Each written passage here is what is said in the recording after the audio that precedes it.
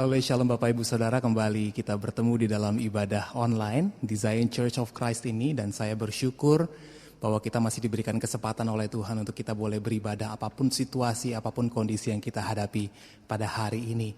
Maka dari itu mari sama-sama kita siapkan hati kita siapkan jiwa kita untuk kita sama-sama mau beribadah kepada Tuhan. Kita bawa hidup kita yang terbaik, kita bawa hati kita yang terbaik buat Tuhan.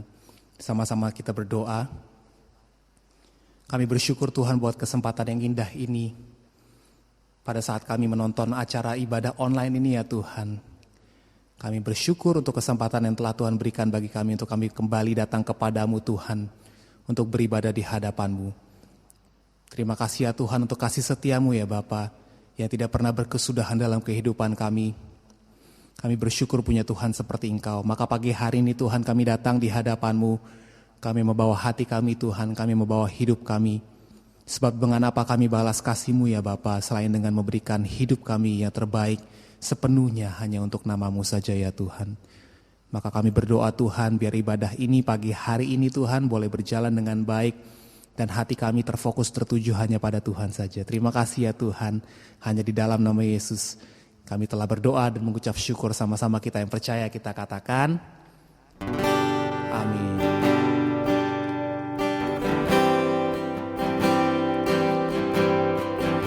Di setiap langkah kita, Tuhan selalu ada dan menyertai.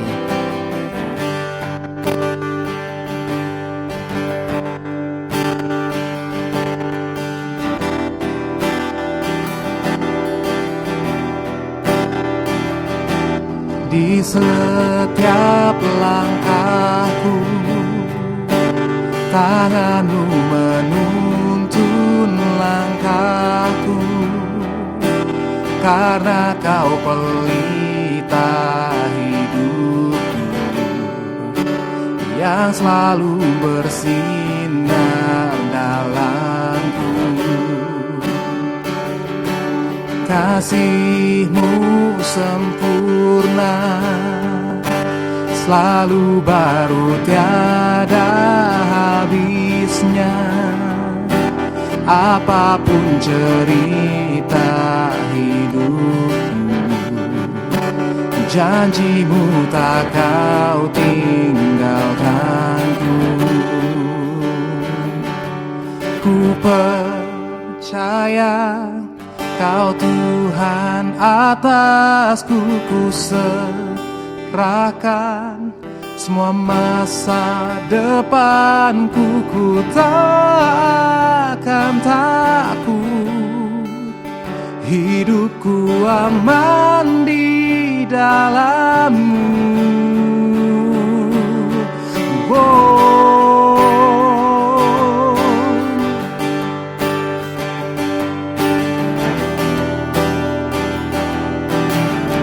Kembali kita katakan di setiap langkahku. Di setiap langkahku, tangan-Mu menuntun langkahku. Karena Kau pelita hidupku yang selalu bersinar dalamku. Kasih-Mu sempurna, selalu baru tiada habisnya. Apapun cerita hidupku, janji-Mu tak Kau tinggalkanku. Ku percaya Kau Tuhan atasku, ku serahkan semua masa depanku. Ku tak akan takut, hidupku aman di dalam-Mu. Ku berjalan dalam kebenaran-Mu, sumber damai di dalam jiwaku. Kau Yesus yang hidup, tiada yang mustahil. bagimu. Oh,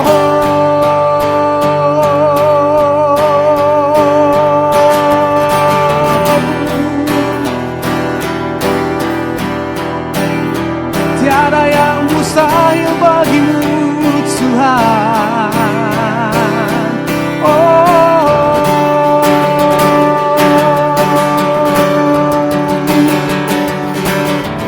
Forever I will sing in your presence.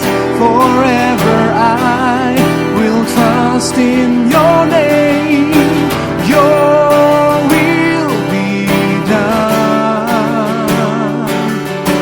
Your will be done. Forever I will sing in your presence. Forever I will trust in your name. Your will be done. Your will be done.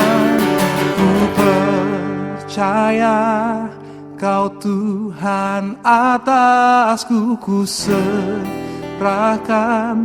semua masa depanku. Ku tak akan takut, hidupku aman di dalam-Mu. Ku berjalan dalam kebenaran-Mu, sumber damai di dalam jiwaku. Kau Yesus yang hidup, tiada yang mustahil bagimu. Forever I will sing your presence. Forever I will trust in your name. Your will be done. Your will be done. Forever I will sing in your presence. Forever I will trust in your name. Your will be done. Your will be done. Forever I will sing in your presence. Forever I will trust in your name. Your will be done. Your will be done.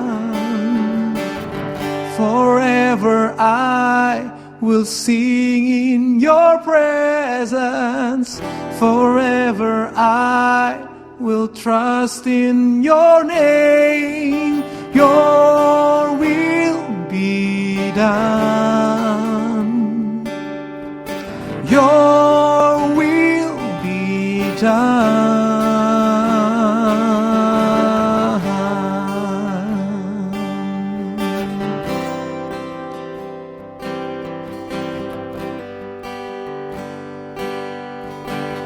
Terima kasih Tuhan buat penyertaan-Mu. Terima kasih Tuhan buat kasih setia-Mu.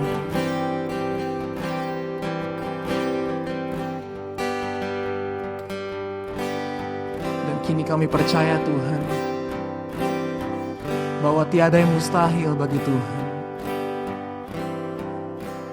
Maka setiap kami yang percaya juga Tuhan, kami menerima mujizat dari Tuhan. Kini aku percaya tiada yang mustahil bagimu. Kuasa-Mu kuatkanku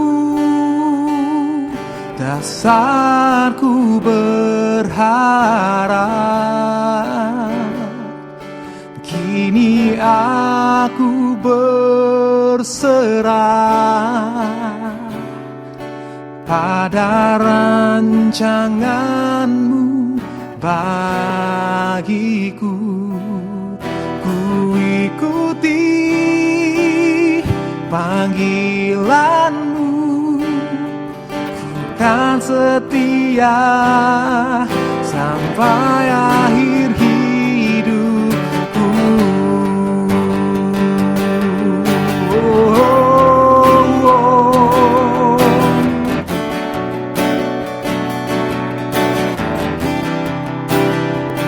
Kami berserah Tuhan.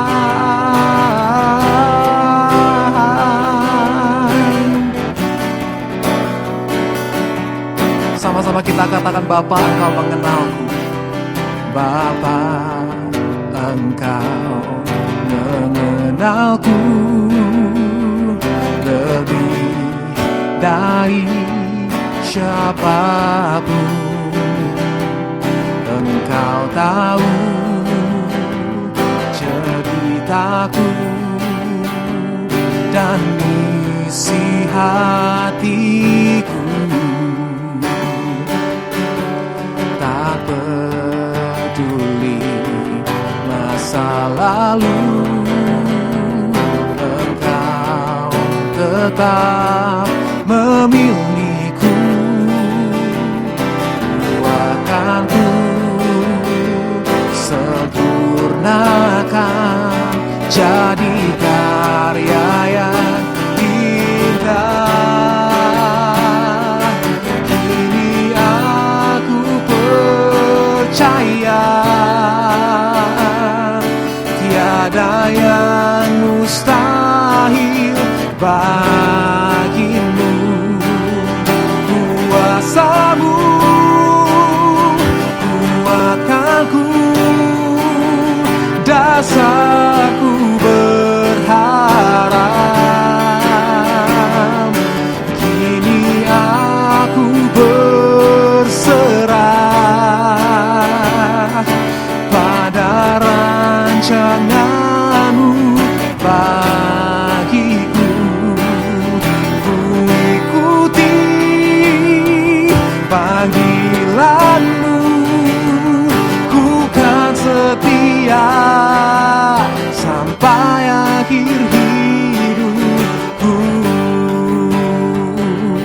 Oh, oh, oh, Yesus, oh.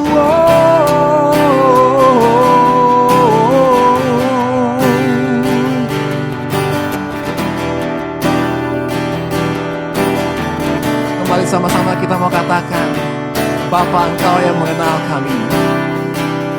Bapa, Engkau mengenalku lebih dari siapapun. Engkau tahu ceritaku dan isi hatiku. Tak peduli masa lalu, Engkau tetap memilihku. Bahkan ku sempurnakan jadi karya yang indah. Kini aku percaya tiada yang mustahil bagimu. Kuasa-Mu kuatkanku, dasarku berharap. Kini aku berserah pada rancangan-Mu bagiku. Ku ikuti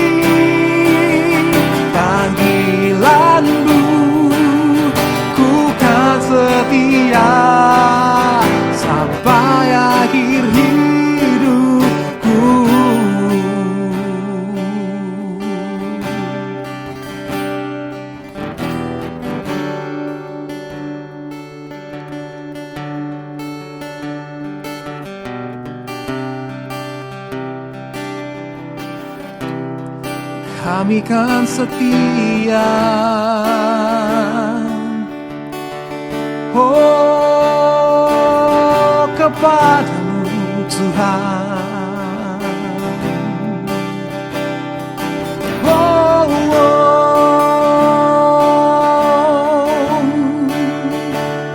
Engkaulah pengharapan kami, Yesus. Engkau perisai kami, Tuhan.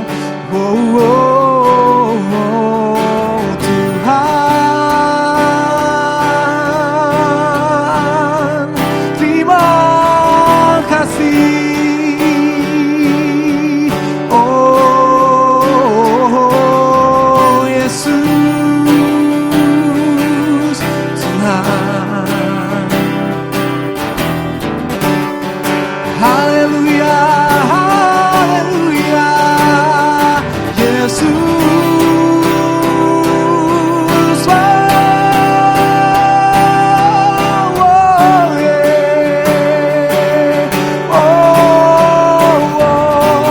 Kini aku percaya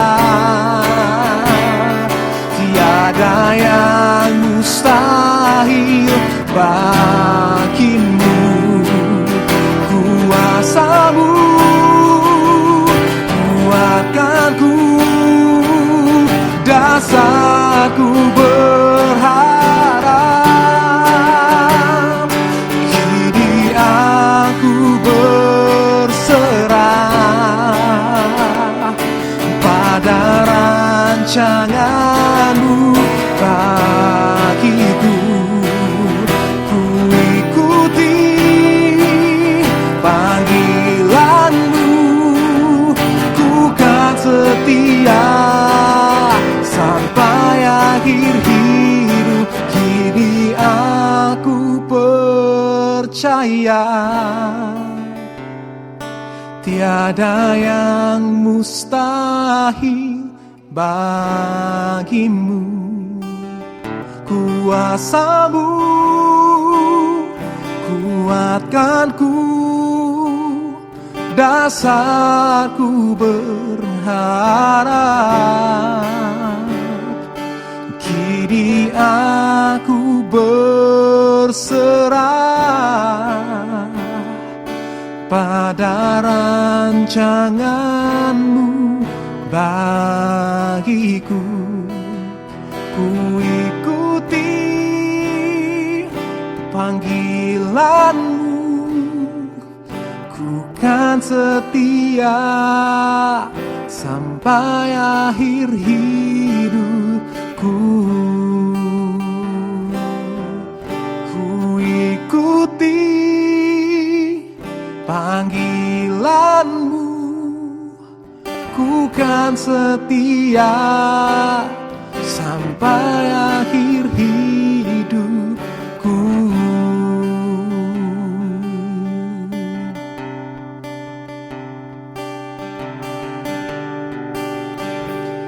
Ini yang kami katakan, Tuhan, bahwa kami mau setia seperti Tuhan terlebih dahulu setia kepada kami.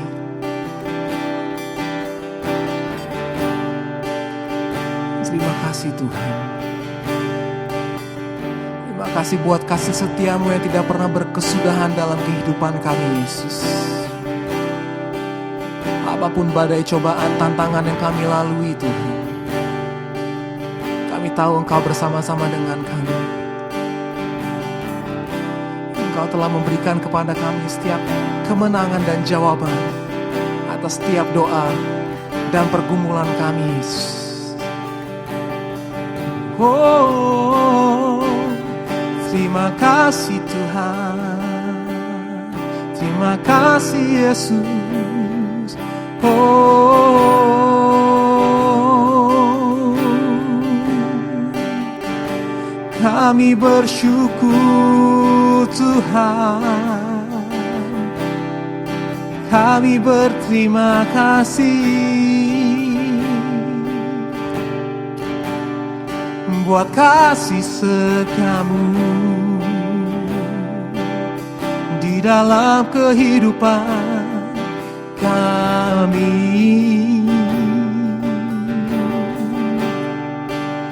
Tiada berkesudahan, selalu baru setiap hari. Rahmat-Mu, anugerah-Mu bagi kami, Tuhan.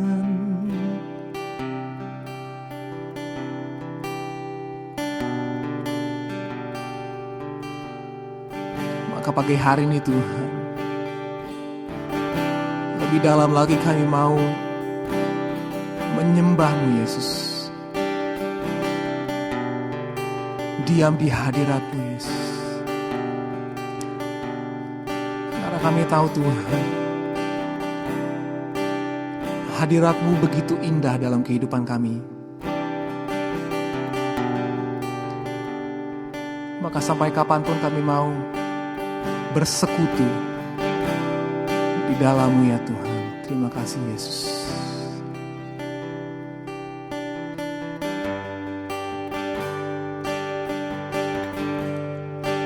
Ku ingin selalu bersekutu dengan-Mu, menikmati hadirat-Mu, biarkan Roh-Mu tinggal dalam hidupku.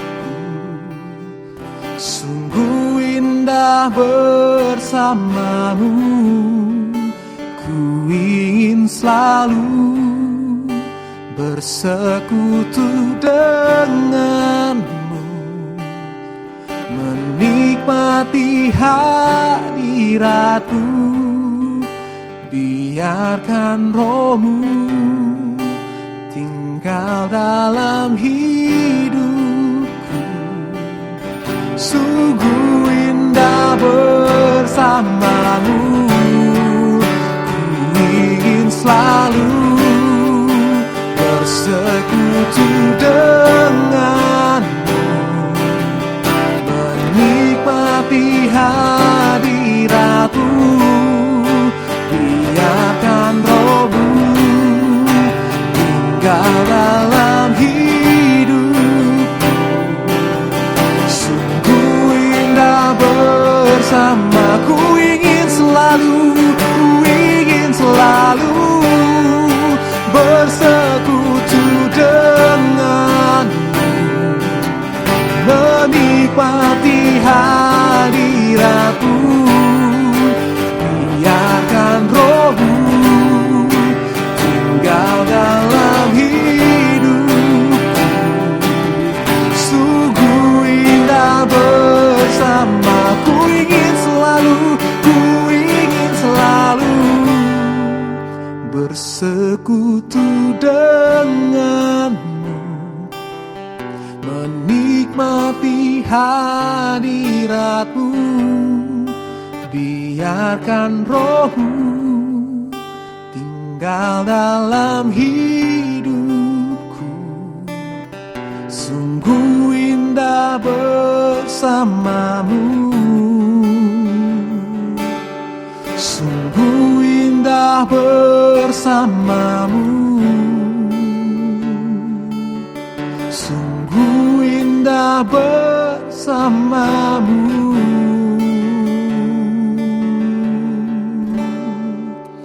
selamanya.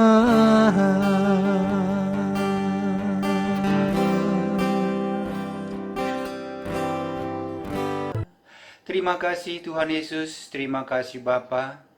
Sungguh indah tinggal bersama-Mu Tuhan. Biarlah Roh-Mu terus tinggal di dalam kami. Dan Tuhan, pada saat ini, hari ini juga, baik dimanapun kami berada Tuhan, biar Roh Kudus memberkati kami satu persatu di tempat kami masing-masing. Karena pada saat ini Tuhan Yesus, kami tidak bisa beribadah bersama di dalam satu gereja atau di dalam satu ruangan. Tapi kami percaya dengan ibadah online ini pun berkat-berkat Tuhan tetap sama bagi kami. Dan juga Tuhan, biarlah kami tetap boleh memuji menyembah Engkau, menyenangkan hati-Mu. Terima kasih Bapa, berkati kami semua, baik yang mendengarkan maupun yang memberikan atau membawakan firman hari ini. Engkau berkati dengan kuasa-Mu, dengan Roh Kudus-Mu. Terpujilah nama Tuhan Yesus, dalam nama Bapa, Putra, Roh Kudus, dalam nama Tuhan Yesus. Haleluya. Amin. Salam kekasih Kristus, selamat pagi, salam sejahtera buat kita semua dimanapun kita berada.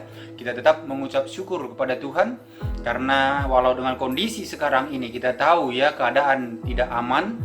Ya, wabah virus corona ini masih sampai sekarang belum jelas kapan selesainya, tapi kita percaya dengan adanya wabah ini pun kita tetap masih bisa memuji menyembah Tuhan melalui ibadah online seperti ini. Nah, Tuhan memberkati kita semua, dan saat ini, hari ini kita mau mendengarkan firman Tuhan, di mana Giant Church of Christ, ya gereja kita ini membawa tema dalam 1 bulan ini mengenai integritas.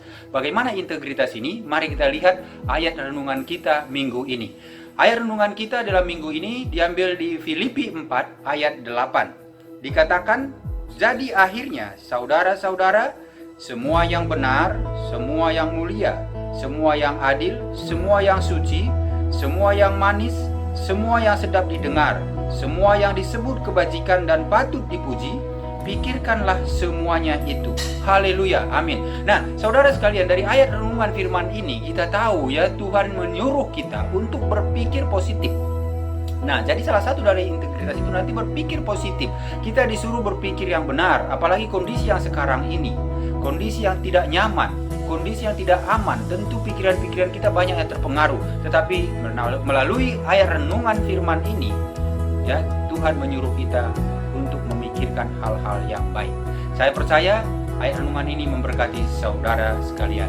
Nah, untuk itu saudara, kita sama-sama untuk berdoa. Ya, saya mengajak saudara untuk kita sama-sama mendoakan berbagai saudara kita yang sudah memberikan pokok-pokok doa kepada kami. Sama-sama kita doakan supaya apa yang dirindukan itu ya Tuhan berkati, dan juga beberapa dari saudara kita sudah merasakan berkat-berkat Tuhan.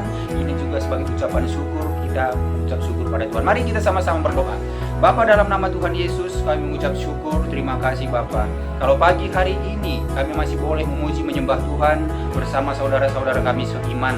Walaupun kami tidak bisa bersama di dalam satu gedung, di rumah Tuhan, di gereja Tuhan, tapi kami percaya dimanapun kami berada bersama-sama secara online ini, Tuhan tetap memberkati kami. Dan Tuhan terus kami boleh muliakan, kami boleh puji, kami boleh sembah. Dan Tuhan Yesus, sebelum kami mendengarkan kebenaran daripada firman-Mu, kami berdoa untuk saudara-saudara kami, di mana mereka rindu Tuhan untuk pekerjaan mereka, penjualan rumah yang dilakukan atau dikerjakan boleh lancar. Tuhan berkati penjualan ini walaupun dalam kondisi sekarang. Kami percaya anak-anak Tuhan tidak pernah kekurangan, maka Tuhan bisa berkati supaya penjualan rumah ini bisa lancar. Tuhan, kami juga berdoa untuk saudara kami yang rindu memiliki keturunan, di mana usia perkawinan saudara kami juga sudah masuk ke dalam usia 8 tahun perkawinan, dan kami percaya dahulu juga Tuhan memberkati hamba-hamba Tuhan. Demikian juga pada saat ini pun kami percaya Engkau memberkati anak-Mu ini untuk bisa memiliki keturunan dalam bulan ini.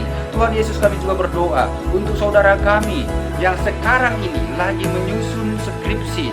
Tuhan berkati, berikan kekuatan, berikan kesehatan, berikan kepintaran, hikmat dari-Mu, supaya dalam menyusun skripsi ini sampai nanti sidang skripsi juga semua berjalan dengan lancar, dan setiap step-step yang dilalui semuanya dituntun oleh Roh Kudus. Terima kasih Tuhan. Pada saat yang bersamaan ini juga kami mengucap syukur atas berkat-berkat Tuhan bagi saudara kami, di mana orang tua sudah pulang dari rumah sakit. Engkau memberkati sehingga orang tua ini bisa sembuh. Dalam nama Yesus kami mengucap syukur. Terima kasih Tuhan Yesus. Demikian juga Tuhan, pada saat ini juga Tuhan meluputkan saudara kami dari penyakit COVID-19, karena Tuhan memberkati dia, karena Tuhan mengasihi dia, sehingga dia bisa luput dari virus corona ini. Tuhan, terima kasih Bapa, terima kasih Tuhan Yesus. Biarlah kami semua juga yang belum sempat memberikan atau memasukkan pokok-pokok doa ini, Tuhan, kami percaya Engkau memberkati semua kami dimanapun kami berada. Terima kasih Tuhan, kami bersyukur karena kami percaya Allah kami Allah yang luar biasa. Terpujilah nama-Mu, dalam nama Bapa, Putra, Roh Kudus, dalam nama Tuhan Yesus. Haleluya, amin. Saudara kekasih Kristus, sebelum kita mendengarkan kebenaran firman dan masuk ke dalam perjamuan kudus, nah saya mau kita menyiapkan hati kita. Mari kita sama-sama untuk membawakan atau menyanyikan lagu ini.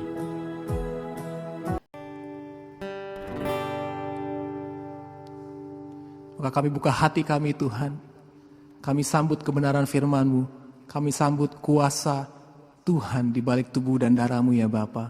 Hanya di dalam nama Yesus. Ku buka hati untuk jemaat-Mu, berserah penuh di hadirat-Mu. Kau ambil alih seluruh hidupku di altar-Mu, menyembah-Mu. Ku buka hati untuk jemaat-Mu, berserah penuh di hadirat-Mu. Kau ambil alih seluruh hidupku di altar-Mu, menyembah-Mu. Ku buka hati untuk jemaat-Mu, berserah penuh di hadirat-Mu. Kau ambil alih seluruh hidupku di altar-Mu, menyembah-Mu. Ku buka hati untuk jemaat-Mu, berserah penuh di hadirat-Mu. Kau ambil alih seluruh hidupku di altar-Mu, menyembah-Mu. Di altar-Mu, menyembah-Mu. Di altar-Mu, menyembah-Mu.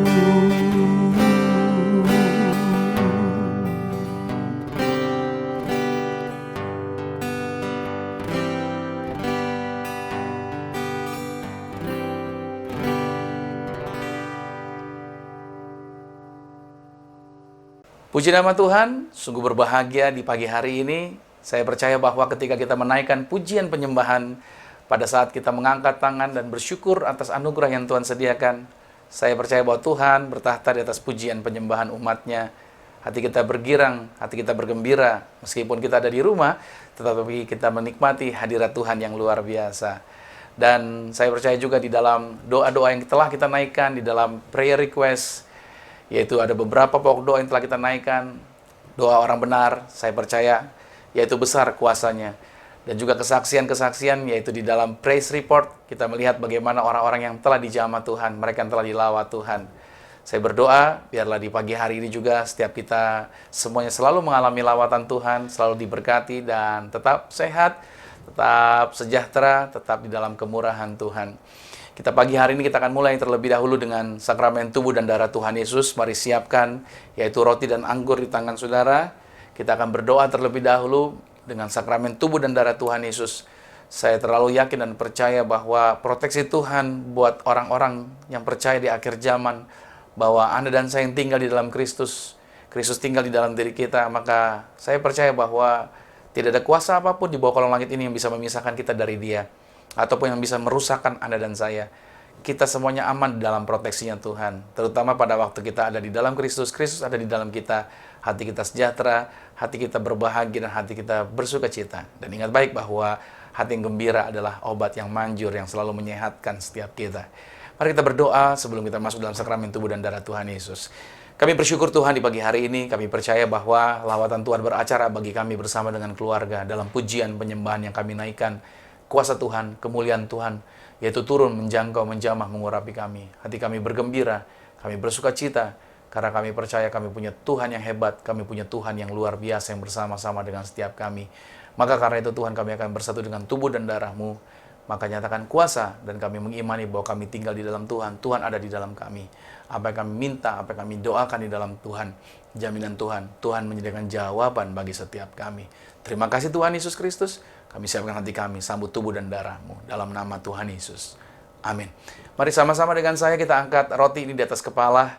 Kita mengimani bahwa roti ini menjadi tubuh Kristus. Sama-sama dengan saya katakan dalam nama Tuhan Yesus. Inilah roti yang turun dari surga.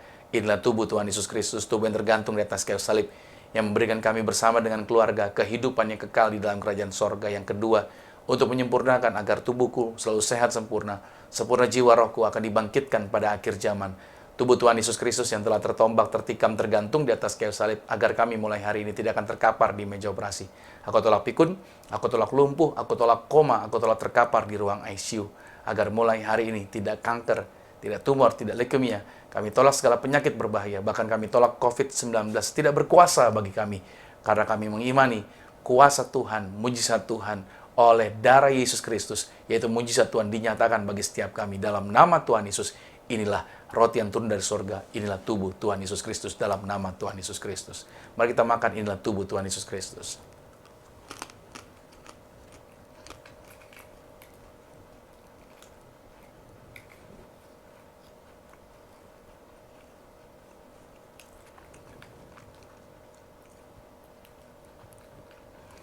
Demikian pula kita mengangkat anggur ini menjadi darah Yesus. Kita mengimani bahwa oleh bilur-bilur Yesus, apapun yaitu yang dikatakan oleh penyakit apapun, virus apapun tidak berkuasa bagi tubuh kita. Tuhan menjaminkan Anda dan saya berkemenangan menaklukkan dunia ini. Kita menang atas penyakit, kita menang atas segala tantangan pergumulan, bahkan kita menang atas setan-setan. Tuhan memberikan proteksi, Tuhan memberikan jaminan perlindungannya bagi setiap kita. Mari bersama dengan saya kita angkat darah Yesus ini, sama-sama dengan saya katakan dalam nama Tuhan Yesus. Inilah darah Yesus Kristus, darah yang tercurah, darah yang tertumpah di atas kayu salib sebagai perjanjian yang baru dan yang kekal. Mulai hari ini bersama keluarga, kami berjanji saling mengasihi, saling mengampuni. Kasih mula-mula senantiasa ada di dalam keluarga kami.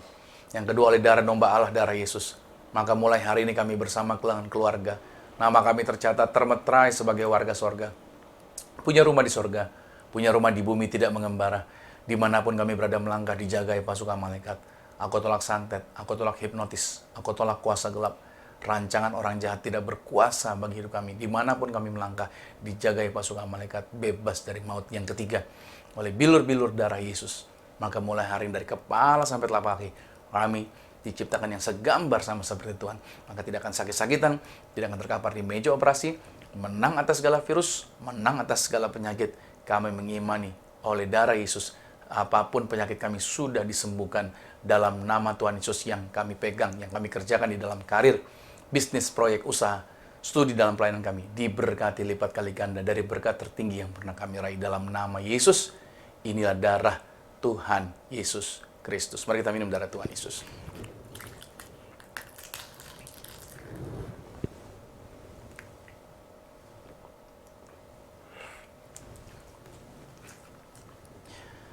Bapak Ibu Saudara juga silakan ambil minyak urapan.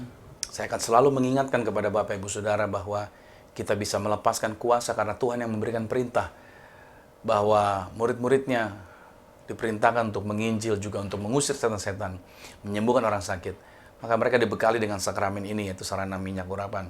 Maka bukan cuma saya yang bisa berdoa bagi minyak ini menjadi minyak urapan, tetapi saudara yang ada di rumah juga, Anda juga bisa berdoa dan menyatakan bahwa minyak di tangan Anda menjadi minyak urapan. Di lokasi manapun Anda saat ini, di kota yang berbeda dengan saya sekalipun, kita sama-sama bisa berdoa bahwa ini minyak di tangan kita menjadi minyak urapan. Mari sama-sama dengan saya katakan dalam nama Tuhan Yesus, inilah minyak urapan. Setiap tetes punya kuasa mengusir setan. Setiap olesnya punya kuasa menyembuhkan penyakit. Silakan mulai hari ini pasukan malaikat hadir jagai kami, proteksi kami. Aku tolak setan, aku tolak tuyul-tuyul, aku tolak kuasa kegelapan. Bahkan roh setan, santet kuasa gelap dihalau, dipatahkan dalam nama Tuhan Yesus. Dengan sakramen minyak ini juga kami usir segala penyakit, kami usir segala virus, kami halau segala penderitaan, bahkan segala roh kematian. Kami patahkan, tidak berkuasa bagi keluarga kami dalam nama Tuhan Yesus. Inilah minyak urapan. Saudara boleh teteskan di atas kepala saudara, atau saudara juga urapi keluarga yang saat ini bersama-sama dengan saudara, baik pasangan Anda, baik anak-anak saudara, atau setiap anggota keluarga yang saat ini bersama-sama dengan saudara. Urapi mereka, berdoa buat mereka, tumpangkan tangan atas mereka, dan imani bahwa kuasa doa Anda, apa yang Anda ucapkan, apa yang Anda lepaskan, itu akan terjadi, menjangkau, menjamah setiap anggota keluarga yang Anda doakan. Amin. Saya percaya mujizat Tuhan pasti terjadi. Haleluya. Baik. Kita akan masuk di dalam kebenaran firman Tuhan. Mari kita satu di dalam doa. Terima kasih Tuhan Yesus, kami sudah bersatu dengan tubuh dan darah Tuhan Yesus Kristus. Kami mengimani bahwa sakramen tubuh dan darah-Mu membuat kami diingatkan kembali hal-hal apa yang Tuhan telah sediakan, jaminan apa yang Tuhan telah jaminkan. Maka hidup kami tidak perlu lagi dalam ketakutan, tapi hidup kami dalam sejahtera, hidup kami dalam sukacita. Karena yang menjagai kami, yang memelihara kami, yang memproteksi kami, Tuhan Yesus Kristus menjaminkan kehidupan kami di bumi sama seperti di surga. Terima kasih Tuhan buat kuasa-Mu, terima kasih Tuhan buat lawatan-Mu. Saatnya kami akan masuk dalam firman Tuhan. Roh Kudus sederhanakan setiap kata kalimat bahasa yang kupakai, agar setiap anak-anak Tuhan menangkap dengan jelas, mengerti dengan benar apa yang Tuhan kehendaki untuk kami praktekkan dalam kehidupan kami. Terima kasih Tuhan. Terima kasih Bapa, segala hormat, pujian, syukur bagimu. Dalam nama Bapa, Anak dan Roh Kudus, dalam nama Tuhan Yesus Kristus. Haleluya. Amin. Well, puji nama Tuhan, saya bersyukur di pagi hari ini, yaitu di tanggal 17 Mei, saya bisa menjumpai saudara. Tetap kita ada di rumah saja, kita beribadah secara online. Saya percaya bahwa itu tidak akan pernah mengurangi hadirat Tuhan, tidak akan pernah mengurangi daripada makna, daripada firman itu sendiri. Dan saya selalu percaya bahwa kehidupan Anda dan saya selalu ada di dalam pemeliharaan Tuhan, penyertaan Tuhan senantiasa berlimpah bagi setiap kita. Baik, kita masih dalam pembahasan integritas sepanjang bulan Mei ini. Dan ini sekarang minggu ketiga, saudara ya sudah siapkan catatan. Baik, akan saya selalu ingatkan kepada saudara bahwa selalu mencatat firman Tuhan yang saudara dengar, karena saya percaya pada waktu Anda mencatatnya, itu akan melatih pikiran saudara, melatih pikiran kita untuk tetap fokus, untuk bisa mengembangkan kembali ide-ide yang Tuhan sediakan buat kita. Nah, coba kita lihat dulu, judul hari ini adalah, saya tulis, tangguh sampai finish. Saya tulis di situ, tangguh sampai finish. Ingat baik bahwa perjalanan kehidupan kita ini adalah seperti sebuah perlombaan, di mana kita start hidup kita, dan Tuhan mau agar ketika kita memulai hidup ini, Tuhan ingin agar Anda dan saya sampai dengan garis finish. Tuhan ingin saudara tidak putus di tengah jalan, tapi Tuhan ingin agar apa yang sudah kita mulai di dalam Tuhan, kita bisa selesaikan sama-sama juga di dalam Tuhan, sampai garis finish itu. Oleh sebab itu, kenapa judul ini saya angkat, judul ini saya bawakan, karena begitu banyak orang-orang yang bisa memulai, tetapi mereka ternyata tidak bisa menyelesaikannya sampai garis akhir atau sampai garis finish. Tapi saya berdoa agar setiap kita yang beribadah secara online hari ini, setiap kita mengikuti ibadah pada saat pagi hari ini, saya berdoa semua kita tetap tangguh sampai garis finish. Amin. Baik, kita buka dulu firman Tuhan di dalam 2 Tawarikh dari Perjanjian Lama, 2 Tawarikh pada pasal 31, ayat yang ke-20 sampai dengan ayat yang ke-21. Saya bacakan buat saudara, demikianlah perbuatan Hizkia di seluruh Yehuda. Ia melakukan apa yang baik, apa yang jujur, dan apa yang benar di hadapan Tuhan Allahnya. Dalam setiap usaha yang dimulainya untuk pelayanannya terhadap rumah Allah, dan untuk pelaksanaan Taurat dan perintah Allah, ia mencari Allahnya, semuanya dilakukannya dengan segenap hati, sehingga segala usahanya berhasil. Kita akan belajar dari seorang yang bernama Hizkia.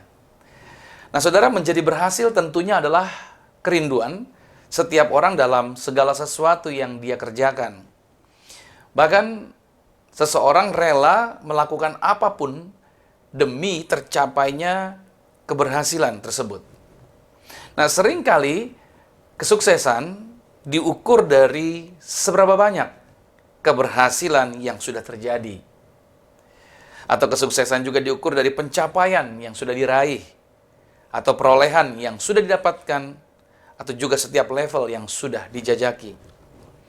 Lalu, bagaimana sih sebenarnya atau sesungguhnya ukuran daripada keberhasilan itu sendiri? Nah, ayat pembuka yang kita bahas di hari ini menceritakan tentang kepemimpinan seorang Raja Yehuda, keturunan Daud tentunya, yang bernama Hizkia. yaitu dia dilantik menjadi raja pada waktu dia berumur 25 tahun.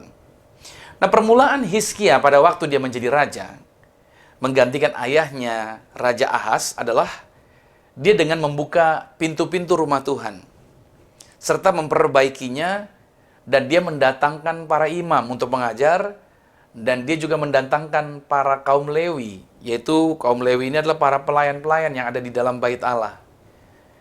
Nah, penyembahan kepada Tuhan dia kembalikan lagi, yang tadinya ditinggalkan oleh umat Yahudi, dia ingin itu ada kembali seperti zaman Raja Daud.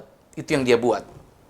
Hizkia juga tidak stop sampai di situ, dia juga mengundang seluruh Israel dan Yehuda. Israel dan Yehuda, karena kerajaan Israel itu terpecah menjadi dua, yaitu kerajaan Israel dan kerajaan Yehuda. Nah, yang dilakukan Hizkia adalah mengundang kerajaan Israel dan bersama-sama dengan seluruh penduduk Yehuda untuk mengadakan Paskah. Dan semua orang mengikuti dan mau bersama-sama merayakan Paskah di Yerusalem. Bukan cuma sampai di situ, akibat daripada apa yang dilakukan oleh Hizkia dalam mendahulukan Tuhan di dalam kepemimpinannya, itu justru berdampak orang-orang yang bersama-sama dengan Hizkia itu mau dan rela melakukan ini, yaitu mereka menghancurkan atau merobohkan tugu-tugu berhala. Tugu berhala dan merobohkan segala bukit-bukit pengorbanan, serta semua mesbah-mesbah Baal juga semuanya dihancurkan. Dan tidak stop sampai di situ, bahkan berhala terhadap ular tembaga buatan Nabi Musa. Masih ingat saudara kalau saudara baca dalam Bilangan pasal 21 pada ayat yang ke-9, di mana Musa membuat sebuah tiang di mana di atasnya, di ujungnya itu dibuat ular dari tembaga, maka orang-orang yang terpagut ular, karena pada waktu itu ada wabah ular mendatangi perkemahan Israel. Nah, setiap orang yang melihat kepada patung ular tembaga, maka bisa ular yang mematuk mereka itu tidak membuat mereka mati. Nah, persoalannya saudara dikasih Tuhan, apa yang terjadi bahwa tugu itu atau patung ular itu malahan disembah oleh orang-orang Yahudi. Mereka buat persembahan dan nama patung ular itu disebut dengan Nehustan. Tetapi pada zaman Hizkia itu turut dihancurkan. Ini suatu langkah awal yang berkomitmen dan tegas untuk berjalan di dalam kebenaran. Inilah sebabnya kepemimpinan Hizkia menjadi berhasil, saudara. Dan Tuhan membuat orang-orang yang bersama dengan Hizkia sepakat untuk bergerak dalam visi yang sama. Lihat baik-baik dampak ini. Nah, menjadi seorang yang berintegritas, itu berarti ia komitmen dengan apa yang dia percayai.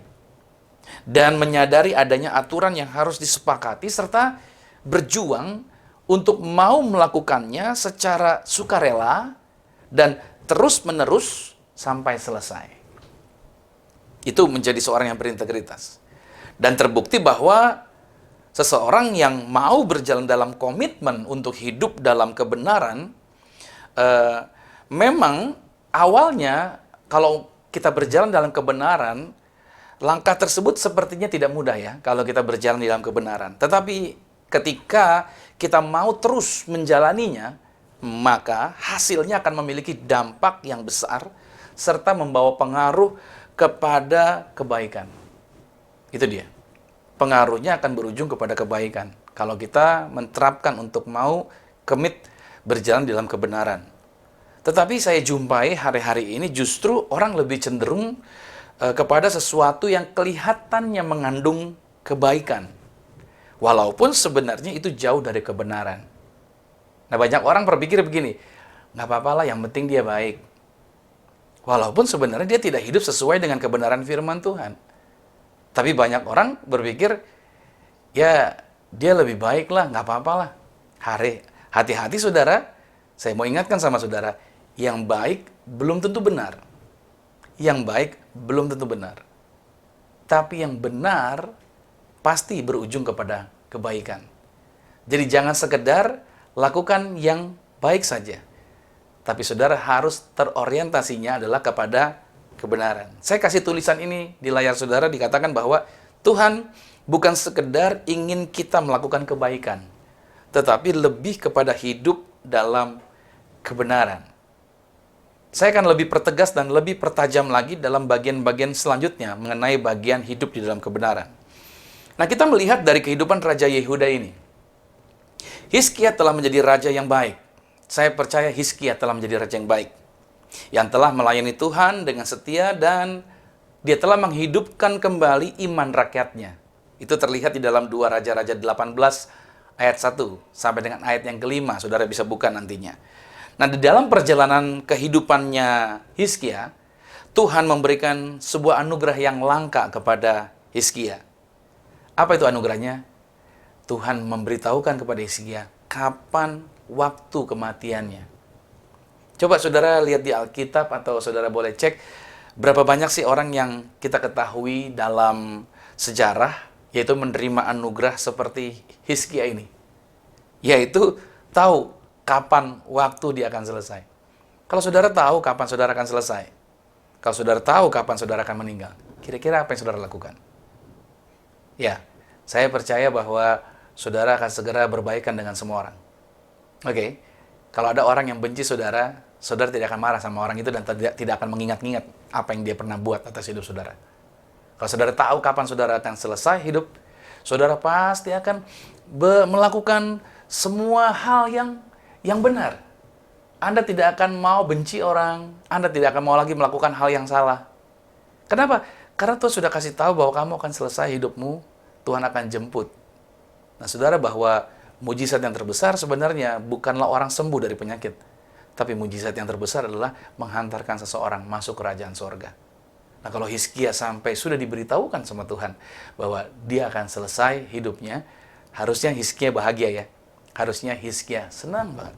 Tapi Alkitab menuliskan malahan sebaliknya. Hizkia sedih, bahkan dia menangis dengan sangat. Hizkia menangis begitu dikasih tahu dia akan meninggal. Akhirnya Tuhan merasa iba, saudara. Dan Tuhan menambahkan usianya Hizkia menjadi 15 tahun lagi. Nah, jangan salah tafsir mengenai ayat ini. Seringkali banyak orang berpikir bahwa ayat ini berarti kalau kita tahu ada penyakit berbahaya dan kita hampir mati, mari kita menangis dengan sangat gitu kan. Agar usia kita diperpanjang 15 tahun lagi. No. Ayat ini tidak menunjukkan untuk hal seperti itu. Justru saya sedang menunjukkan kepada saudara dari sisi yang berbeda. Oke, nah ya, jadi pertanyaannya, kenapa Hizkia tidak mau mengikuti perintah Tuhan untuk dia segera meninggal atau dia pergi? Apakah ada pekerjaan yang belum selesai? Itu kan seringkali menjadi alasan ya. Kenapa kita bilang, saya belum mau mati dulu, masih banyak pekerjaan gitu kan. Kita mengatakan, kenapa saya belum mau dipanggil Tuhan? Karena ada pekerjaan-pekerjaan besar yang belum saya selesaikan, ini dan itu. Apakah mungkin rakyatnya Hizkia yang menahan Hizkia untuk jangan meninggal dulu? Nah, sayangnya itu bukanlah merupakan alasan Hizkia kenapa dia nggak mau dipanggil Tuhan pulang. Oke, dia menjalani kesempatan tambahan sebenarnya. 15 tahun kan? Dia diberikan kesempatan oleh Tuhan. Tetapi 15 tahun yang kesempatan yang diberikan Tuhan kepada Hizkia malahan jauh berbeda sikapnya dengan apa yang dijalani sebelumnya. Hizkia justru lebih memilih, ayatnya mengatakan bahwa Hizkia lebih memilih untuk memuliakan dirinya sendiri daripada mempersembahkan waktunya untuk Tuhan. Atau memuliakan Tuhan dan mengajar orang lain dalam kesempatan kehidupan yang diberikan kepada dia. Terbukti, pada saat utusan dari Babel datang berkunjung ke kerajaan Yehuda, Tuhan menguji hatinya Hizkia. Apakah yang ada di dalam hatinya dia? Dan ternyata Hizkia gagal. Mari saya ajak saudara untuk lihat ayat ini. Di dalam 2 Tawarik 32 pada ayat 31. Demikianlah juga ketika utusan-utusan Raja Babel datang kepadanya untuk menanyakan tentang tanda ajaib yang telah terjadi di negeri. Ketika itu Allah meninggalkan Hizkia untuk mencobainya, supaya diketahui segala isi hatinya. Oke, perhatikan ayat ini. Tuhan mau tahu isi hatinya Hizkia, bagaimana isi hatinya yang sesungguhnya. Hizkia tidak mengakui bahwa kedamaian dan kemakmuran bangsanya yang ditanyakan oleh bangsa lain, kenapa bangsa kamu kok sepertinya damai dan makmur? Harusnya jawaban Hizkia adalah apa? Ini Tuhan yang menyebabkannya, ini Tuhan yang membuatnya. Malahan saudara, Hizkia mengambil kesempatan itu untuk memuliakan dirinya sendiri dengan memperlihatkan seluruh harta kekayaan yang dia miliki. Dan itu justru mendatangkan murka di hadapan Tuhan. Dalam 2 Raja-Raja 20 pada ayat 14 sampai dengan ayat 15, dikatakan kemudian datanglah Nabi Yesaya kepada Raja Hizkia dan bertanya kepadanya, apakah yang telah dikatakan orang-orang ini? Dan dari manakah mereka datang? Jawab Hizkia, mereka datang dari negeri yang jauh dari Babel. Lalu tanyanya lagi, apakah yang telah dilihat mereka di istanamu? Jawab Hizkia, semua yang ada di istanaku, perhatikan kata-katanya dia, istanaku telah mereka lihat. Tidak ada barang yang tidak kuperlihatkan kepada mereka di perbendaharaanku. Lihat kata-katanya. Semuanya terhubung atau terarah kepada dirinya Hizkia. Nah, kehidupan Raja Hizkia ini tentunya menyampaikan pesan yang penting untuk kita sebenarnya.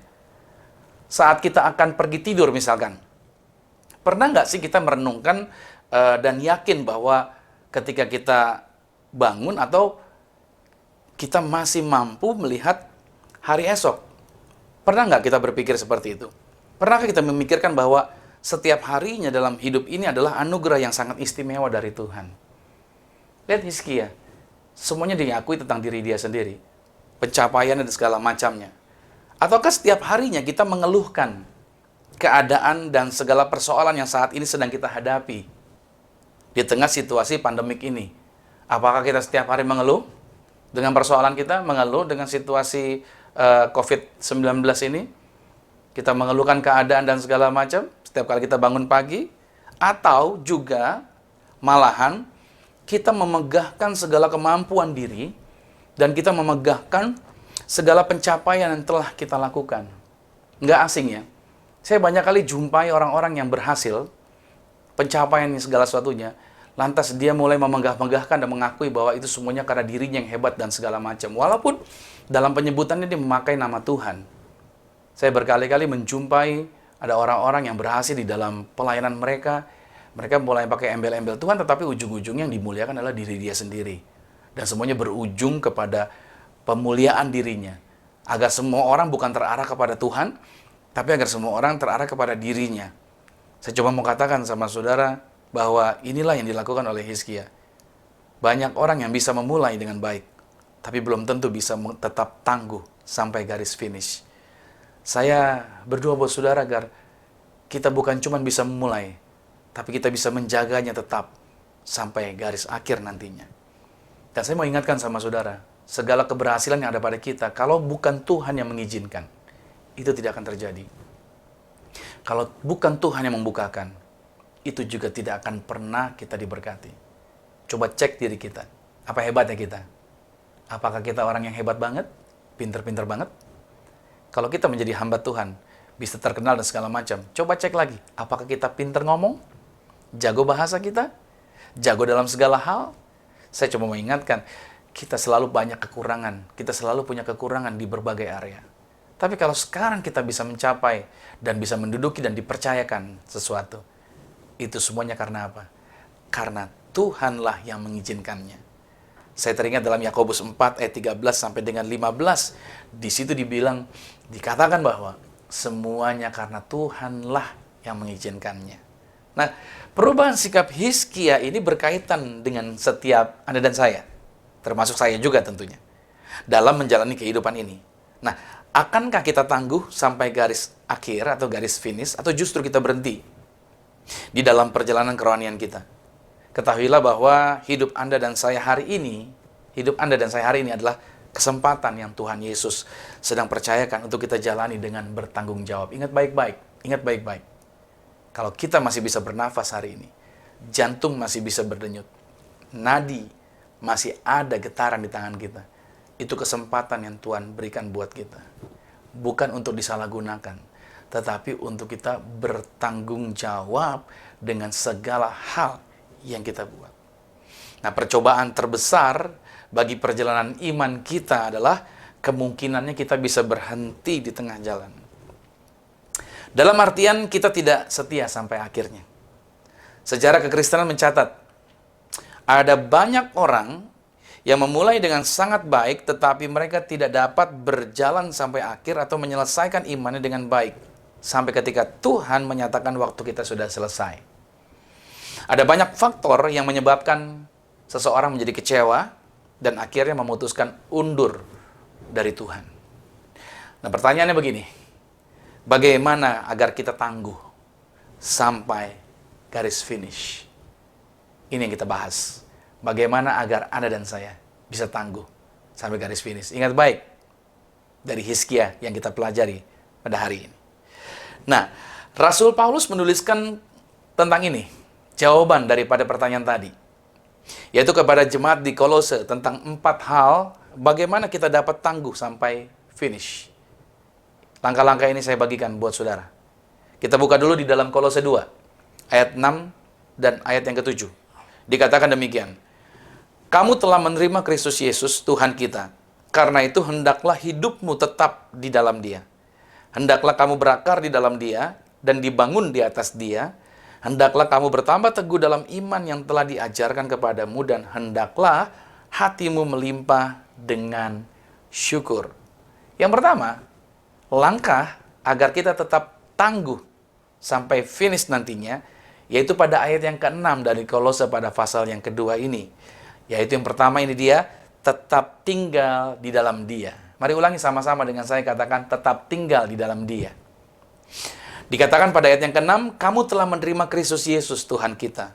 Karena itu hendaklah hidupmu tetap di dalam Dia. Nah, Yesus berkata dari ayat ini, saudara, bahwa kalau kita tinggal di dalam Dia, kalau kita mau terus tinggal di dalam Dia, maka ada jaminan sumber kuasa, ada jaminan sumber kekuatan yang selalu tersedia untuk menjalani hidup kekristenan kita sesulit apapun. Hari-hari ini saya percaya bahwa semua orang mengalami kesulitan. Hari-hari ini semua orang mengalami kesusahan. Tapi yang saya ingatkan sama saudara bahwa keputusannya adalah pada kita. Kalau kita pengen sampai garis akhir tetap tangguh, maka keputusan kita adalah kita mau tetap ada di dalam jaminannya Tuhan, yaitu tinggal di dalam Dia. Karena tinggal di dalam Tuhan, kita punya sumber kuasa. Ingat baik-baik, kita punya sumber kuasa. Saya pernah punya satu cerita ilustrasi bahwa pada waktu saya kecil, saya bermain permainan berbahaya. Please jangan coba-coba di rumah Anda lakukan. Yaitu yang saya lakukan adalah saya memainkan kakak saya pegang sebuah obeng, lalu obeng tersebut dia berdiri di atas dipan kayu atau tempat tidur dari kayu, lalu obeng itu dia colokkan ke stop kontak listrik. Oke, dicolokkan ke stop kontak listrik, dan saya berdiri di bawah tempat tidur tersebut. Saya pegang tespen, lalu tespennya saudara, saya tempelkan ke body kakak saya, ke tubuh kakak saya, dan tespennya itu nyala saudara. Artinya, tubuh kakak saya dialiri arus listrik. Jadi ada arus listrik. Jadi dia bergerak tangan dia sambil berkata, wow, tubuh saya ada arus listrik, dia bilang gitu kan. Tetapi dia nggak boleh sampai turun ke lantai sambil berpegang pada tespen itu. Kenapa? Itu akan membuat dia mati konyol. Oke. Kenapa dia bisa ada aliran listrik dan tidak terjadi apa-apa? Karena dia berdiri di atas kayu, di mana kayu bukan penghantar panas. Sehingga dia tetap aman berdiri di atas kayu asal tangannya tidak menyentuh tembok. Dan dari ilustrasi itu saya mendapatkan satu pelajaran bahwa berarti kapasitas listrik yang ada di rumah kami itu semuanya juga sama besarnya juga dengan di dalam tubuhnya kakak saya. Ini gambarannya saudara, bahwa kalau kita tinggal di dalam Yesus, kuasa yang ada pada Yesus, kuasa yang besar tersebut, itu juga ada pada Anda dan saya. Masih ingat perkataan Yesus bahwa apa saja yang aku lakukan, kamu pun dapat melakukannya juga. Berarti Yesus memberikan kuasa kepada setiap orang. Pada waktu kita tinggal di dalam Yesus, kuasa yang sama itu terjadi juga buat setiap kita. Makanya saudara dikasih Tuhan, di dalam Yohanes 15 ayat 1-8 dikatakan, Yesus menggambarkan bahwa untuk kita tinggal di dalam Tuhan seperti ranting pada pohon. Artinya kalau kita tidak menempel, kalau kita tidak tinggal di dalam, kalau ranting tidak menempel pada pokoknya, maka ranting itu akan kering dan ranting itu akan mati. Dan ranting itu tidak akan menghasilkan apa-apa. Jadi hari ini kenapa kita lemah, hari ini kenapa kita sepertinya tidak tangguh dalam kehidupan kita, sepertinya kita lemah berat dalam melangkah, sederhana. Coba cek lagi deh, apakah kita nempel sama Yesus, apakah kita tinggal sama Yesus. Ingat baik, kalau kita tinggal sama Yesus, kuasa yang besar ada bersama dengan kita. Kita bisa menolak setan, kita bisa mengusir iblis, bahkan kita bisa menolak segala penyakit. Kita bisa mengimani bahwa tubuh kita sehat, kita bisa mengimani bahwa kita sejahtera, kita bisa mengimani bahwa apa yang kita pegang, apa yang kita usahakan, dibuat berhasil. Oleh karena itu, dengan kita tetap tinggal di dalam Tuhan, membuat kita tetap hidup, membuat kita menjadi kuat, dan membuat kita menjadi berhasil. Jadi untuk sampai finish, dan kita tangguh terus sampai akhir, kunci yang pertama adalah tetap tinggal di dalam Dia. Saya berdoa buat saudara, ayo tetap tinggal di dalam Kristus. Bagaimana caranya? Ambil firman-Nya. Karena tinggal di dalam Kristus itu bukan berdasarkan sekedar, oh saya rasa-rasanya tinggal di dalam Yesus nih. Bukan. Bukan perasaan. Tetapi berdasarkan kebenaran firman yang kita percayai. Jangan ikut Yesus karena perasaan. Jangan pernah ikut Yesus karena perasaan. Berkali-kali saya ingatkan. Jangan pernah saudara, oh saya rasa-rasanya saya dijamah Tuhan. Bukan. Ikut Yesus bukan dirasa-rasa. Tapi ikut Yesus adalah dipercayai apa yang firman Tuhan katakan. Jadi ketika firman Tuhan mengatakan janjinya, ambil bagian firman itu dan percayalah. Dan itu menjadi milik Anda. Walaupun perasaan Anda mungkin gelisah tadi awalnya. Tapi begitu Anda mengambil firman Tuhan dan Anda mempercayainya, maka jangan biarkan perasaan menjadi standar Anda untuk mengalami lawatan Tuhan. Karena kebenaran firman Tuhan tidak pernah disejajarkan dengan perasaan-perasaan yang ada pada kita. Jadi yang pertama, untuk kita bisa sampai garis finish tetap tangguh, adalah tetap tinggal di dalam Dia. Yang kedua, dalam Kolose 2, tetap pada ayatnya yang ke-7a, itu dikatakan begini, hendaklah kamu berakar di dalam Dia dan dibangun di atas Dia. Berarti poin yang kedua, atau langkah yang kedua, untuk kita tangguh sampai dengan garis finish atau sampai finish, adalah berakar dan bertumbuh dalam Dia. Ulangi lagi, sebut, katakan, berakar dan bertumbuh dalam Dia. Good. Berakar adalah sikap batiniah. Akar itu tidak kelihatan. Akar itu adanya di dalam tanah. Dan biasanya tidak kelihatan. Oke? Artinya itu menyangkut apa sih akar itu? Itu menyangkut tentang integritas kita. Yaitu ada di bagian dalam. Di mana kecil sekali orang lain dapat menilai secara benar. Betul ya? Kecil sekali orang bisa menilai kita secara benar. Yang dapat mengetahuinya adalah Tuhan sendiri. Oke, oleh karena itu, untuk itu dibutuhkan latihan.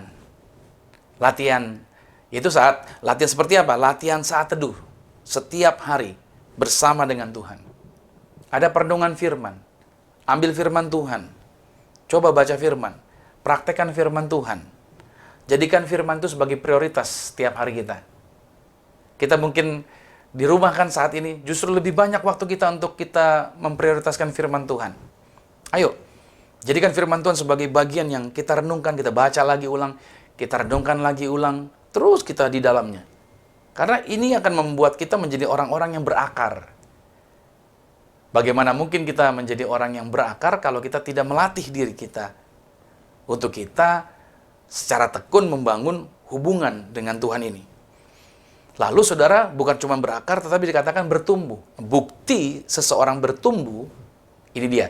Bukti seorang bertumbuh adalah mengalami yaitu buah. Ada buahnya.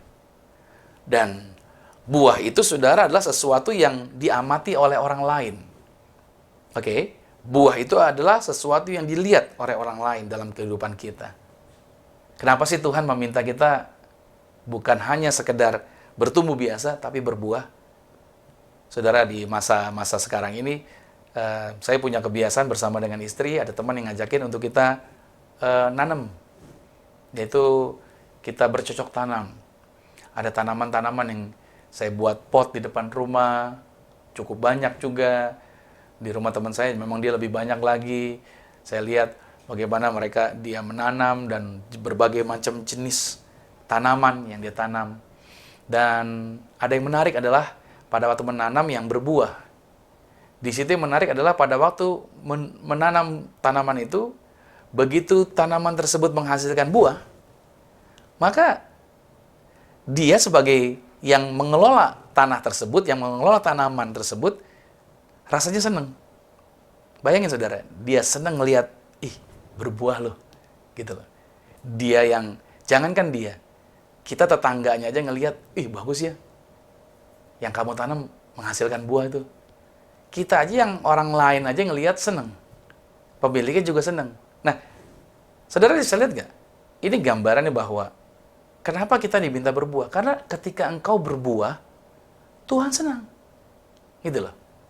Tuhan senang ketika engkau menghasilkan buah. Artinya apa? Engkau menjadi orang yang produktif.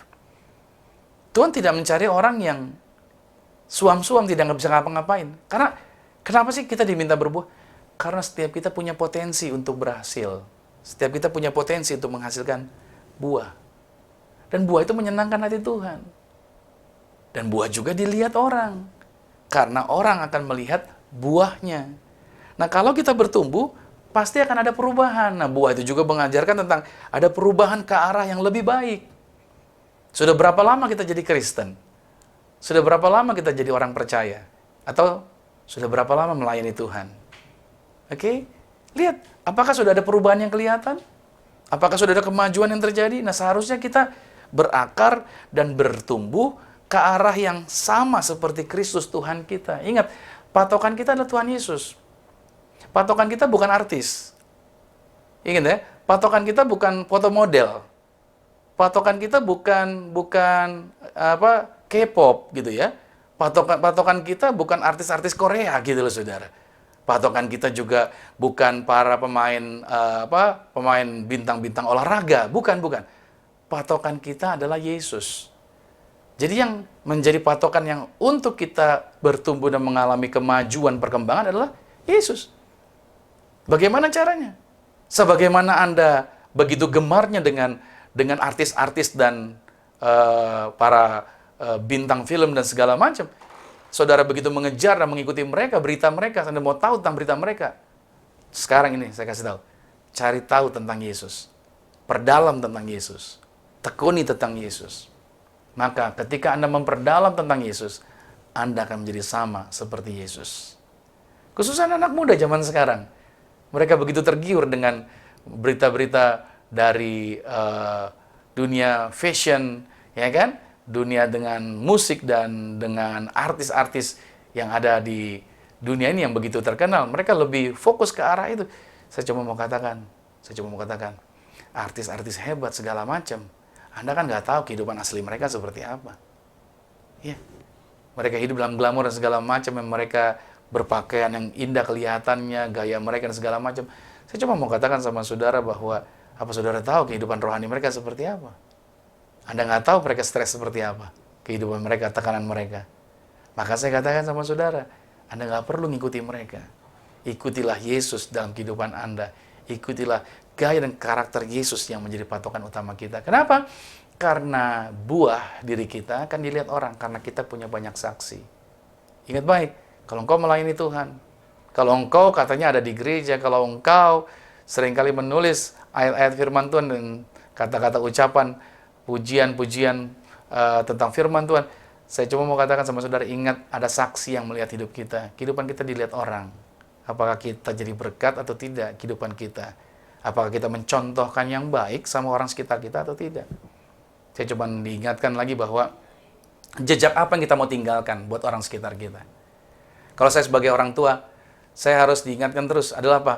Jejak apa yang saya mau tinggalkan sama anak-anak saya? Ya, mereka akan melihat gaya hidup kami, orang tuanya. Jejak apa yang kami mau tinggalkan? Jangan sampai kita hidup sembarangan. Justru kita meninggalkan, yaitu petunjuk yang salah kepada orang-orang yang sekarang ini sedang melihat kehidupan kita. Ibrani 12 pada ayat yang pertama dikatakan begini, karena kita mempunyai banyak saksi, bagaikan awan yang mengelilingi kita. Marilah kita menanggalkan semua beban dan dosa yang begitu merintangi kita, dan berlomba dengan tekun dalam perlombaan yang diwajibkan bagi kita. Ingat baik, ada banyak saksi di sekitar kita. So please, mari ubah hidup kita. Mari ubah hidup kita menjadi sama seperti Yesus. Ikuti patokannya adalah Yesus. Yang ketiga, agar kita bisa sampai garis finish atau tangguh sampai finish adalah yaitu teguh dalam iman. Ayat 7b dari Kolose pasal 2 dikatakan begini, hendaklah kamu bertambah teguh dalam iman yang telah diajarkan kepadamu. Teguh dalam iman. Lihat ya, bertambah teguh. Artinya saudara, iman kita itu harus dinamis. Iman tidak statis. Jadi iman itu terus bergerak. Oke? Maksudnya adalah seharusnya kita sebagai orang Kristen, sebagai orang yang percaya pada Tuhan Yesus, selalu merindukan pengalaman baru bersama dengan Tuhan. Dan pengenalan secara pribadi akan Tuhan itu sendiri. Seharusnya kita, kalau awalnya kita dikasih tahu sama orang tentang Tuhan, harusnya dalam perkembangan kehidupan rohani kita, kita mengalami Tuhan secara pribadi. Bukan lagi dikasih tahu sama orang. Karena keselamatan itu tidak rombongan. Keselamatan itu tidak pernah nebeng.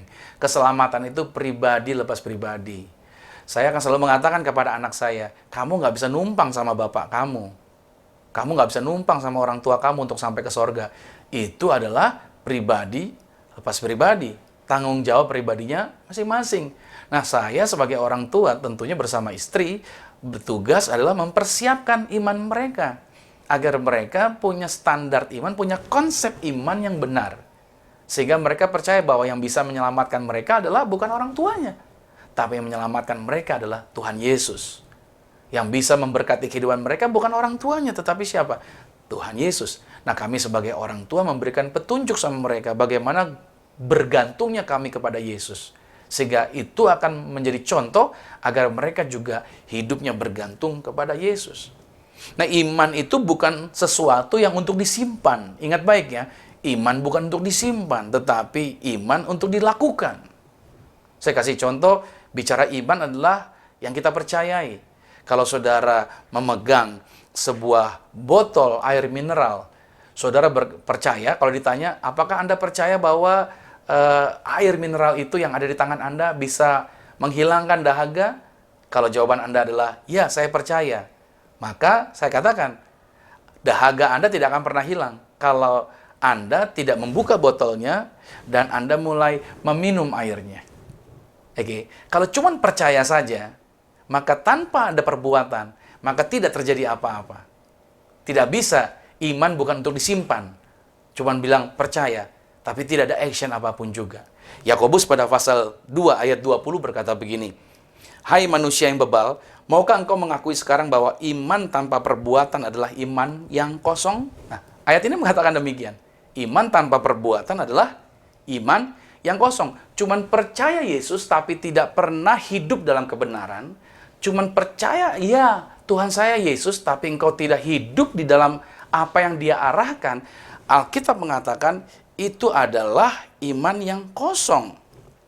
Atau di dalam Yakobus 2 ayat 26 dikatakan begini, sebab seperti tubuh tanpa roh adalah mati, demikian jugalah iman tanpa perbuatan-perbuatan adalah mati. Iya. Saya jumpai orang mungkin berkata, saya sih pada imannya saya sih sama Tuhan Yesus, dia bilang begitu. Iman saya sama Tuhan Yesus sih, ya kan? Cuman kawinnya saya aja yang nggak bener gitu. Tapi iman saya sama Tuhan Yesus. Apakah begitu? Tidak dong. Ketika engkau berkata bahwa engkau beriman sama Yesus, berarti cara gaya hidupmu, cara pernikahanmu juga harus seperti yang Tuhan Yesus ajarkan. Engkau tidak bisa berkata bahwa engkau percaya Yesus, tapi engkau hidup dalam moral yang rusak. Engkau tidak bisa berkata bahwa engkau percaya Yesus, tapi engkau hidup dalam gaya berpacaran yang salah. Engkau hidup dengan seseorang, tinggal serumah dengan orang yang tidak diberkati, itu salah, saudara. Tapi engkau berkata, engkau beriman, engkau percaya pada Yesus. Saya mau katakan, engkau munafik. Minggu lalu kita berbicara mengenai munafik. Oleh karena itu, bertobat.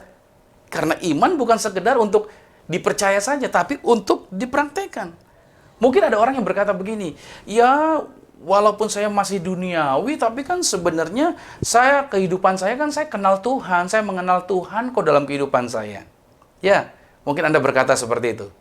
Tapi Saya akan menjawab dengan berkata kepada Anda, apakah engkau pernah membaca dalam tulisan dalam 1 Yohanes? Mari kita lihat dalam 1 Yohanes 2 ayat 4. Dikatakan begini, barang siapa berkata aku mengenal dia, tetapi ia tidak menuruti perintahnya Tuhan, ia adalah seorang pendusta, dan di dalamnya tidak ada kebenaran. Wow. Mungkin ketika saya mengatakan ini, Anda marah sama saya. Nggak apa-apa. Tapi please, jangan berhenti, jangan marah kepanjangan dulu. Saya mau kasih tahu lagi, mari baca ayat yang berikut ini. Kalau saya telah menyampaikan kebenaran Anda marah, mari kita baca Galatia 4, ayat yang ke-16 dikatakan begini. Apakah dengan mengatakan kebenaran kepadamu, aku telah menjadi musuhmu? Coba ingat baik. Ketika saya mengatakan kebenaran kepada Anda, apakah justru saya telah menjadi musuh? Saya tidak bermaksud menjadi musuh Anda. Saya ingin menolong Anda agar Anda bisa sampai finish. Saya tidak ada kebencian dengan saudara. Saya di sini berdiri karena saya menyadari kasih karunia Tuhan itu berlimpah bagi hidup saya. Kasih karunia Tuhan ada bersama dengan setiap kita yang ada di akhir zaman. Mari kita harus bertanggung jawab dengan hidup kita. Jangan asal-asalan dengan hidup kita ini. Ingat baik, iman selalu teguh. Ingat baik saudara. Kenapa? Karena adanya firman yang hidup di dalam kita. Karena dari firman yang hidup dalam diri kita, iman itu menjadi teguh. Makanya saya kasih tulisan ini buat saudara bahwa ketika ada masalah, itulah saatnya kita membuktikan firman Tuhan hidup. Jadi pada waktu ada masalah, justru kita membuktikan firman Tuhan hidup. Pada waktu ada godaan, dan kita nggak mau melakukannya, di situ kita membuktikan bahwa firman Tuhan hidup. Dalam 2 Timotius 4 pada ayat yang ke-7, saya suka Paulus berkata begini tentang imannya dia. Aku telah mengakhiri pertandingan yang baik, aku telah mencapai garis akhir, dan aku telah memelihara iman. Itu yang dilakukan Paulus. Dia tangguh sampai finish, sampai garis akhirnya. Yang keempat, yang terakhir, langkah yang keempat, bagaimana agar kita tangguh sampai garis finish. Ayat yang ke-7 dari Kolose 2. Hendaklah hatimu melimpah dengan syukur. Berarti bagian yang keempat adalah mengucap syukur. Katakan sama-sama, mengucap syukur. Ya, ucapan syukur adalah obat yang manjur sebenarnya. Obat yang manjur untuk stres dan depresi. Orang yang mengucap syukur nggak stres. Orang yang mengucap syukur tidak depres. Kita sering tidak menyadari bahwa efek yang luar biasa dari mengucap syukur itu. Karena mengucap syukur itu memiliki kuasa. Untuk apa? Yaitu mendatangkan pemulihan dan mujizat. Mengucap syukur akan mendatangkan pemulihan. Mujizat akan terjadi bagi hidup Anda. Mengucap syukur juga yaitu memberikan kemampuan untuk kita menerima anugerah Tuhan atas hidup. Mengucap syukur juga menguatkan diri kita sendiri. Ya, diri kita akan kuat pada waktu kita mengucap syukur. Dan mengucap syukur membuka pintu berkat atas hidup kita. Ya, jangan tunggu sampai besok ataupun nanti saat menghadapi masalah untuk mengucap syukur. Tapi mengucap syukurlah sekarang juga. Jangan tunggu nanti. Mengucap syukur justru saat ini. Dalam situasi apapun, kita mau mengucap syukur. Dan ingat baik bahwa mengucap syukur bukan karena situasinya, melainkan karena kesempatan kehidupan yang Tuhan percayakan. Betul kan? Hidup kita ini kesempatan. Makanya kalau masih diberi kesempatan hidup, mengucap syukur.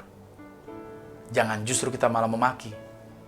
Jangan justru malah kita bersungut-sungut. Jangan justru malahan kita mengucapkan kata-kata yang salah. Ingat baik saudara, setiap kata-kata sia-sia yang kita ucapkan, kita akan pertanggungjawabkan di hadapan Tuhan. Seringkali kenapa kita jadinya tubuh kita sakit, tubuh kita lemah, karena kata-kata yang salah yang kita ucapkan. Makanya hari ini saya katakan sama saudara, mengucap syukur. Praise the Lord. Kita mengucap syukurnya, karena Tuhan selalu bersama-sama dengan kita. Kita mengucap syukur masih bisa hidup sampai hari ini. Masih bisa bernapas, masih bisa menikmati hari-hari kita, masih bisa ketemu orang. Masih bisa ngobrol dengan seseorang, masih bisa berdiri, masih bisa berjalan, masih ada keluarga yang bersama-sama dengan kita, ya kan? Masih bisa melihat ini dan itu. Dan saya mau katakan buat saudara, mengucap syukurlah. Jadi, ini penting sekali. Karena hanya orang yang masih hidup yang bisa mengucap syukur. Kalau udah meninggal, udah gak ada kesempatan lagi. Karena kita masih hidup sampai hari ini. Ayo mengucap syukur. Ayat terakhir, Yesaya 38 pada ayat yang ke-19 dikatakan begini. Tetapi hanyalah orang yang hidup, dialah yang mengucap syukur kepadamu. Seperti aku pada hari ini. Seorang bapa memberitahukan kesetiaanmu kepada anak-anaknya. Saudara dikasih Tuhan. Jadi ini penting sekali buat kita lakukan. Kita mengucap syukur. 4 langkah ini untuk kita tangguh sampai finish. Jadi saya simpulkan, yang membuat kita dapat tangguh sampai finish, yaitu jika kita tetap tinggal di dalam Tuhan, berakar dan bertumbuh di dalam Tuhan, teguh dalam iman, dan selalu mengucap syukur kepada Tuhan. Saya berdoa saudara diberkati di hari Minggu ini. Saya berdoa saudara berbahagia dan bersuka cita.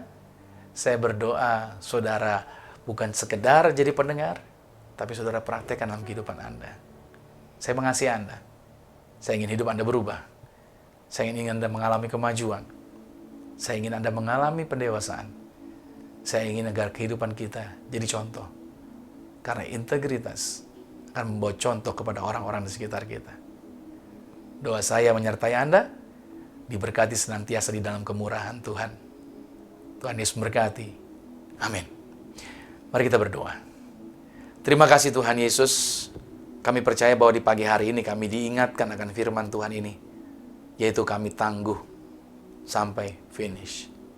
Banyak orang bisa memulainya, tetapi mereka tidak sampai penyelesaiannya. Tuhan, kalau hari ini kami masih diberikan kesempatan hidup, ini memberikan petunjuk bahwa hidup ini adalah kesempatan. Artinya kami tidak mau menyia-nyiakan kehidupan kami. Kami tidak mau sembarangan dalam kehidupan kami. Kami tidak mau asal-asalan dalam apa yang kami lakukan. Tuhan Yesus, aku berdoa agar setiap anak-anak Tuhan yang saat ini ada di tempat mereka masing-masing, apapun situasi yang sedang mereka jalani, apapun keadaan yang mereka hadapi, aku berdoa saat ini damai sejahtera Tuhan turunlah atas mereka. Lawatan Tuhan menjamah setiap mereka. Aku juga berdoa saat ini bagi setiap anak-anak Tuhan. Mereka yang mungkin mendengar firman dan mereka sadar, ditegur oleh firman ini, diingatkan oleh firman Tuhan ini. Aku berdoa dalam nama Yesus, biarlah Tuhan jamah hati mereka. Di rumah mereka saat ini, biarlah lawatan Tuhan menjamah mereka. Saat ini juga hidup mereka diubahkan.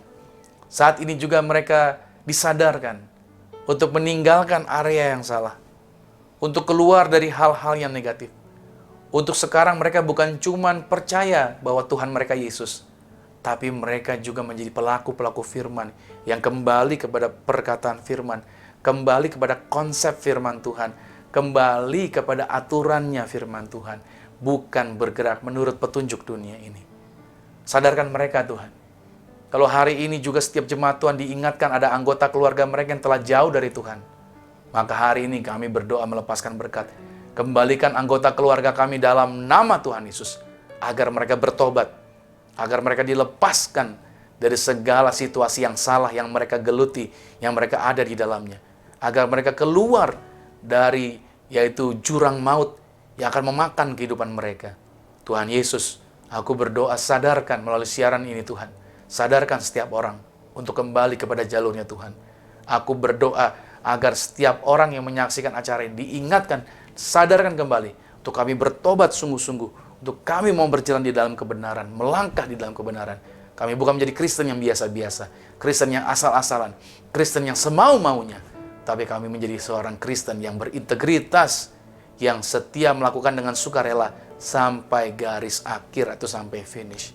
Tuhan Yesus, aku lepaskan berkat ini agar setiap mereka dijamah dan dijumpai Tuhan. Terima kasih Tuhan Yesus, terima kasih Bapa. Maka aku juga berdoa di dalam doa syafaat ini juga. Berdoa bagi bangsa kami Indonesia. Dari Papua sampai Aceh, Indonesia dalam lawatan Tuhan. Berdoa pemerintahan dari pusat sampai daerah. Biar wilayah-wilayah Indonesia semuanya yang terdampak virus COVID-19. Dalam nama Tuhan Yesus. Yaitu hujan lawatan Tuhan. Mujizat kesembuhan terjadi atas bangsa kami. Indonesia dilawat Tuhan. Di kota manapun kami berada, kami berdiri saat ini di kota-kota kami, di wilayah kami. atau mungkin yang ada di luar negeri sekalipun. Kami berdoa melepaskan kuasa dalam nama Tuhan Yesus, agar di wilayah kami berada, yaitu bersih, tidak ada virus berbahaya lagi, tidak ada virus COVID-19. Orang yang sakit pun disembuhkan dalam nama Tuhan Yesus. Kami melepaskan kuasa, kami melepaskan berkat. Bahkan tim medis sebagai garda terdepan juga mereka diproteksi, bersama keluarga mereka semua diproteksi, tidak tertular virus. Doa kami Tuhan yang paling utama adalah hati kami gembira, agar seluruh orang damai sejahtera, sukacita, dan imunitas mereka meningkat, dan mereka tidak dikalahkan oleh virus apapun juga. Aku berdoa di tangan mereka juga diberkati. Apa yang mereka kerjakan, setiap usaha mereka, dibuat Tuhan berhasil dalam nama Tuhan Yesus. Aku percaya bahwa Tuhanlah yang buat kami berhasil. Maka siaran ini juga akan menjangkau semua orang dimanapun mereka berada. Aku juga berdoa Tuhan memberkati dalam nama Tuhan Yesus. Setiap mereka yang rindu untuk memberkati pelayanan-pelayanan kami dalam nama Tuhan Yesus. Tangan-tangan mereka, apa yang sudah mereka korbankan, digantikan, diberkati yang luar biasa, dikembalikan lipat kali ganda. Aku melepaskan berkat dalam nama Yesus. Berdoa buat gereja-gereja di seluruh Indonesia, yaitu berdoa bagi bangsa ini, agar gereja-gereja juga bersatu, menyuarakan suara Tuhan, menyerukan suara pertobatan dalam nama Tuhan Yesus. Dan doa kami, agar menyampaikan berita kebenaran, satu dengan yang lain, setiap gereja bersuara untuk kemuliaan bagi nama Tuhan. Berdoa buat hamba-hamba Tuhan, seluruh pelayan-pelayan Tuhan, semuanya sejahtera, semuanya diberkati Tuhan, semuanya dipakai dan dilawat Tuhan dengan luar biasa. Terima kasih Tuhan Yesus, terima kasih Bapa, kasih karunia anugerah Tuhan berlimpah memberkati, mengurapi setiap kami. Terima kasih Tuhan Yesus Kristus. Maka sebentar kami akan akhiri ibadah ini juga Tuhan. Aku berdoa biar kami semua menerima berkat-berkat ini. Dan kami ada di rumah bersama keluarga kami semuanya sejahtera, kami semuanya sehat, kami semuanya tidak sakit-sakitan. Kami percaya bahwa virus ini, keadaan ini cuma sementara saja. Virus ini datang bukan untuk menetap, tapi dia datang untuk pergi. Sehingga kami, yaitu tidak harus ketakutan lagi. Justru melalui situasi ini, kami akan keluar dan level kami akan mengalami peningkatan. Kami akan mengalami kemajuan iman dari yang sebelumnya. Terima kasih Tuhan Yesus. Terima kasih Bapa. Dan saatnya kami akan menerima berkat-berkat Tuhan. Kekasih Kristus, arahkan hati. Aminkan setiap berkat ini menjadi milik setiap kita. Diberkatilah engkau di dalam usahamu, diberkatilah engkau di dalam pekerjaanmu, diberkatilah engkau di dalam studi sekolah kuliahmu, dan diberkatilah engkau di dalam pelayananmu. Apapun yang kau pegang kerjakan di dalam kekudusan, ingatlah perkara ini. Tuhan Yesus Kristus pasti buat kau berhasil. Diangkat Tuhan, kau naik ke atas bukan turun. Jadi kepala bukan ekor. Aku berdoa sepanjang minggu, bulan, bahkan tahun ini merupakan minggu, bulan, tahun yang penuh berkat, sehingga siapapun tinggal dengan kau pasti diberkati. Keluargamu diberkati, orang tuamu diberkati, saudara-saudarimu diberkati, rumah tanggamu berbahagia.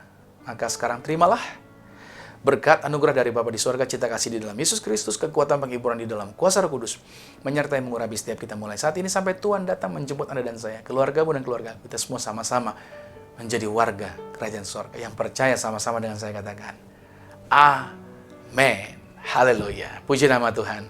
Selamat hari Minggu saudara. Tetap sukacita, tetap di rumah saja, tetap berbahagia. Sampai jumpa minggu depan. Tuhan Yesus Kristus berkati. Amin.